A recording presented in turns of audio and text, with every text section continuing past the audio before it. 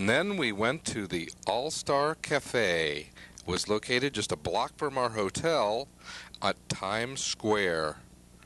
We were there for the opening week of the All-Star Cafe, and we got to see all the memorabilia, and we were there from the very beginning.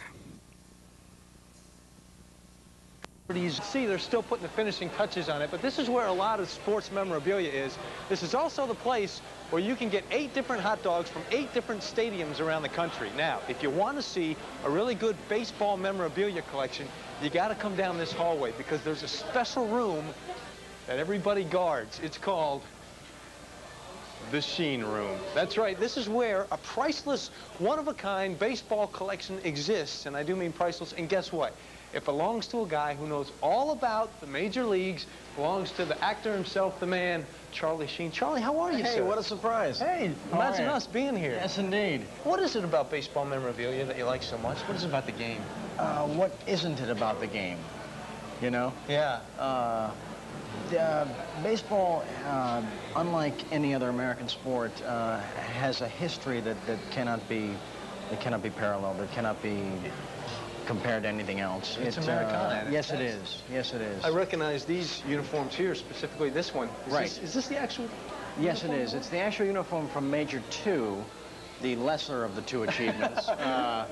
And the cleats are actually from Major 1, and the gloves from Major 2. Now, what normally happens to clothes? Where's my belt? After, yeah, you need a belt. It's not a complete set there. What happens normally to clothes after a picture? You know, is it tough to get them from the wardrobe department? Well, before I was a partner in Planet Hollywood, it didn't really matter what I did with them. I would wear them.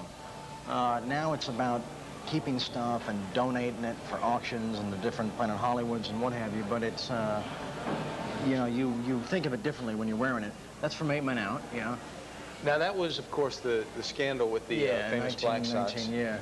Now, it must be a lot of fun for you to be able to be such a baseball fan and do baseball pictures, too. Huh? Yes, yes. But the only 3. Oh, what she's telling you is we have 3 minutes, but actually we have all the time in the world. Okay, good, good. I thought she was talking about Babe Ruth, you know, number 3. Yeah, right?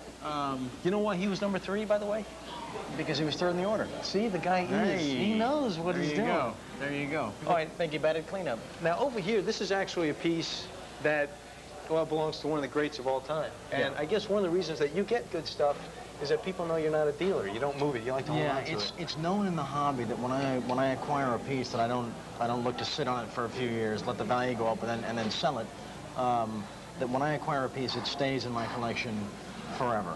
Jackie Robinson, this is actually his jersey, and are these actually his sweat stains? Are we looking at Jackie I think they could be blood stains, actually. We got to bring in a DNA expert, you know. There's something about this is his 49 home jersey. That was his MVP season, you know. And this is actually his 55 World Championship watch that I acquired directly from his widow. What does that From feel Rachel Robinson. Did you?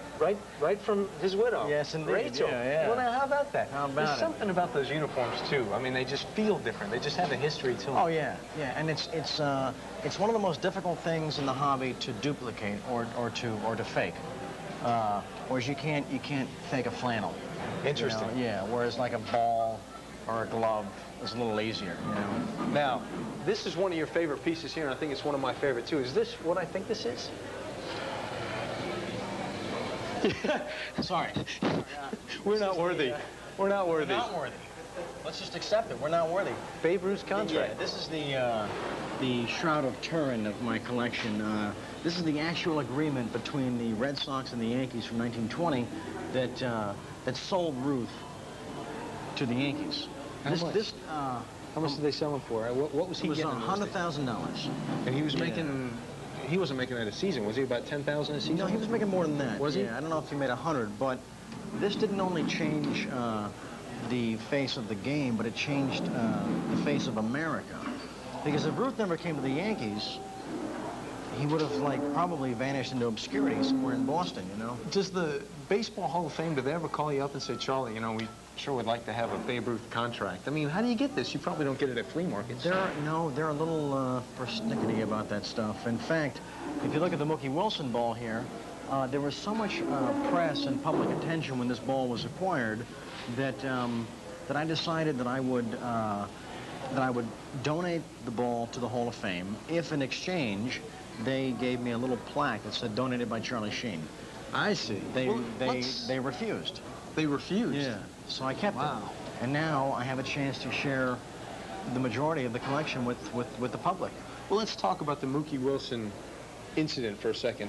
What exactly is happening here for those people that don't know? Well, it's, we're getting the wrap-up signal here. Yeah, but go ahead. It's a great story. It's the 10th inning of Game 6, the '86 World Series, and after Boston scored 2 runs in the top of the 10th, the Mets came to bat, recorded 2 quick outs, and everybody thought this is Boston's first World Championship. In fact, they were already cracking champagne in the clubhouse.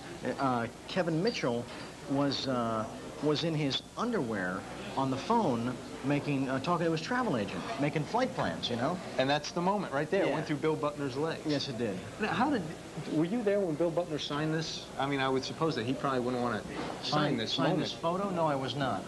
But I know for a fact, regardless of all that stuff that Buckner talked about, this is in fact the actual ball.